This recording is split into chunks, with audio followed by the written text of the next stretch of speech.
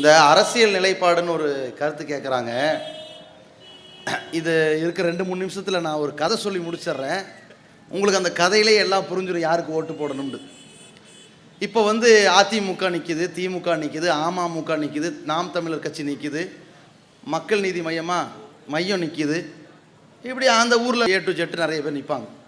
யாருக்கு ஓட்டு போடலாம் அப்படிங்கிறத விட நாம் வாழுகிற இடத்துல யார் ஆட்சிக்கு வரக்கூடாதுங்கிறது முதல்ல முடிவெடுங்க.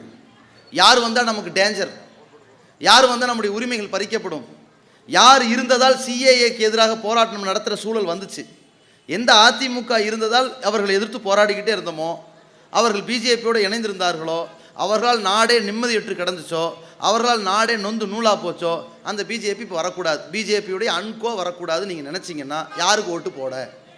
இது நம்ம சொல்ல தேவையில்லை. சாதாரணமாக ஒரு ஹாஸ்டலில் ஒரு உப்மா பிரச்சனை வந்துச்சு. அது என்னவோ ஹாஸ்டலில் உப்மானாலே பிடிக்க மாட்டேங்குது, உப்மா வேண்டான்னு ஒரு பஞ்சாயத்து வந்துருச்சு. அப்போ என்ன பண்ணுறாங்க, 100 மாணவர்கள் சேர்ந்து ஒரு முடிவு எடுக்கிறாங்க, ஓட்டு எடுப்பு. ஏப்பா இங்கே வா, யாருக்கு உப்மா வேண்டாம்? அவ்வளோ பேர் கை தூக்குறான், யாருக்குமே வேண்டான்னு. சரி வாக்கெடுப்பு நடத்திடுவோம். ஏன்னா 2-3 கை எப்படி தூக்குது உப்மா வேண்டும்னு. உப்மா வேண்டுங்கிறவன் ஓட்டு போடு.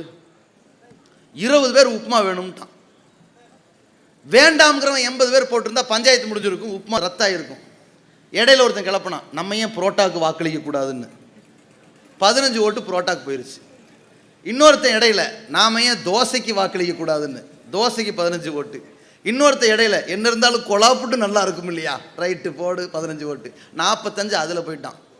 இன்னொரு 15 தான், எனக்கெல்லாம் இந்த சாப்பாடே பிடிக்கல, அன்னைக்கு நான் பட்டினி கிடக்க போறேன்ட்டான். 15 பேர் நோட்டா 60 போச்சு. இன்னொருத்தன் வந்தான் 10 பேர். அவன் என்ன பண்ணான்னு கேட்டா, இந்தாப்பா இதெல்லாம் குளறுபடி நடக்குது, இந்த வாக்கெடுப்பு நடத்துறதுல என்னமோ குளறுபடி நடக்குது, எனக்கு இதில் உடன்பாடு இல்லைன்னு போனால் ஒரு 10 பேர். ஆக 70 போயிருச்சு. அங்கங்கே விழுந்த ஓட்டு பார்த்தீங்கன்னா புரோட்டாக்கு 15, சப்பாத்திக்கு 15, கொலாப்புட்டுக்கு 15, சாப்பிடாதவனுக்கு 10, ஓட்டு போடாதவனுக்கு 10. கிடைச்சது என்ன, உப்மாக்கு 20.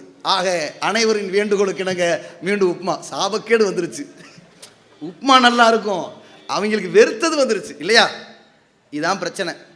இன்றைக்கி நம்ம புத்திசாலித்தனமாக இல்லை, பாஜக வந்துடும், அதிமுக அன்கோ வந்துடும். நீங்கள் என்ன பண்ணுவீங்க, நம்மால் என்ன இருந்தாலும் அது அமமுக எவ்வளோ ஓட்டு வாங்க போகிறான், ஏற்கனவே எவ்வளோ வாங்கினான்னு தெரியுமா தெரியாதா? ஒரு சாதாரண ஒரு பாராளுமன்ற தொகுதி, ஒரே ஒரு தொகுதி, அதை சாம்பிளாக பாருங்கள். அந்த ஊர் மக்களுக்கெல்லாம் பயங்கரமான கோபம், பிஜேபி வரக்கூடாது, அதிமுக வரக்கூடாதுன்னு கோபம். சரி என்னப்பா பண்ணாங்க, ஓட்டு போட போனாங்க. ஓட்டு போட்டதில் என்ன ஆகி போச்சுன்னு சொன்னால், கமலஹாசன் எந்திரிச்சார், டார்ச் லைட்டை தூக்கி எரிஞ்சார், அவருக்கு ஒரு ஓட்டு 12,000 ஓட்டு. இன்னொருத்தர் வந்தார், தமிழ் மூச்சு வாச்சு பேச்சுன்னு, அவருக்கு ஒரு 25,000 ஓட்டு, 35,000 ஓட்டு காலி. அடுத்து வந்தார், நாங்கள் யார், நாங்கள் அதிமுகவுக்கு மாற்றுன்னு அமமுக வந்துச்சு, அவங்களுக்கு ஒரு 1.25 லட்சம் ஓட்டு போயிடுச்சு. அதுக்கப்புறம் பார்த்தீங்கன்னா திமுகவுக்கு எவ்வளோ கிடச்சிருக்கு, 4.25 லட்சம் ஓட்டு கிடச்சிருக்கு. அங்கே அதிமுகவுக்கு எவ்வளோ கிடச்சிருக்கு, 5.25 லட்சம் ஓட்டு கிடச்சிருச்சு. பஞ்சாயத்து வந்துருச்சு பார்த்தீங்களா, உப்மா வந்துருச்சா, போச்சு. இங்கே அந்த 4.25 லட்சம் ஓட்டு பெற்ற திமுகவுக்கு, அவங்க தானே அதை எதிர்த்தாங்க, CAAவை எதிர்த்தாங்க, குடியுரிமை இன்னைக்கெல்லாம் எதிர்த்து நிற்கிறாங்க.